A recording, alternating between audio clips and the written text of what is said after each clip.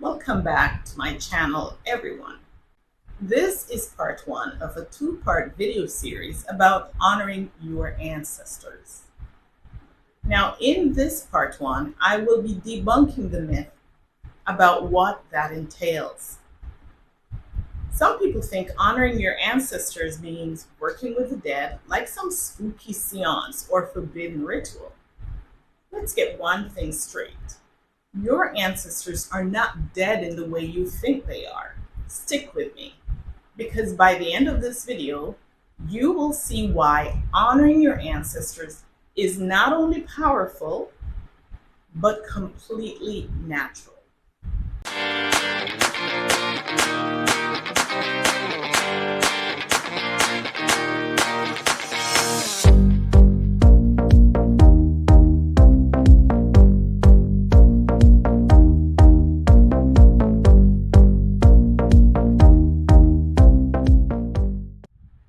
Since most of the resistance come from those following the Bible, let's start there with some proof that ancestors are still connected to us and that their spirits are alive among us. We'll start with Ecclesiastes 12:7, which talks about what happens when we die. It says, "Then shall the dust return to the earth, and the spirit shall return unto God who gave it." This spirit is the essence of your energy. It's who we are. It's the consciousness of our soul. It doesn't die. This is the energy that we connect with when we access our ancestors. A second point to consider is Matthew 22:3, where God said, "I am the God of Abraham, the God of Isaac, and the God of Jacob. I'm the God of the living, not of the dead." Now, these words were spoken at a time when these patriarchs were considered dead. Think about that. And finally, in Deuteronomy 32:7, it says, "Remember the days of old. Consider generations long past." Generations long past are our ancestors. So why would we ignore the wisdom of those who paved the way for us? Different cultures around the world, from the original African traditions to the Asian, indigenous, or Celtic traditions, acknowledge the presence of their ancestors.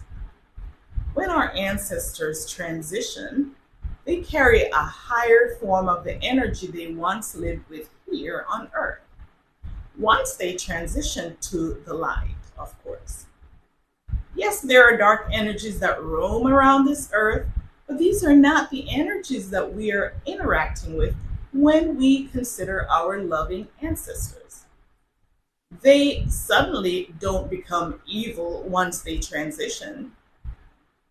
Honoring your ancestors is not also about worship either. It's about gratitude, connection, and continuing the love and the wisdom they left behind. We'll share more about this in part two. But why would this matter to you? Your bloodline is like a spiritual battery. The more you acknowledge and honor them where you come from, the more power and resilience and wisdom you can tap into. Ignoring your ancestors is like ignoring a GPS that's trying to guide you. Their lessons, their strengths, and the blessings are already within you. They're not going to force you, however, like some of the dark energies do. You have to activate them. You have to ask. I also get asked this question often. What if my ancestors are not venerable and they did evil things? I don't want to associate with that. Well, that definitely is a process. And in that case, there can be ways to work to ameliorate the connection, which isn't exactly what this video is about. However, leave a comment below if you'd like me to address this topic in a later video. But if that is your current situation, take heart in knowing that your ancestors can also be those you've loved who are not necessarily blood related. You can invoke their energies as much as you do your own. These can be mentors, teachers, and others you admired and loved.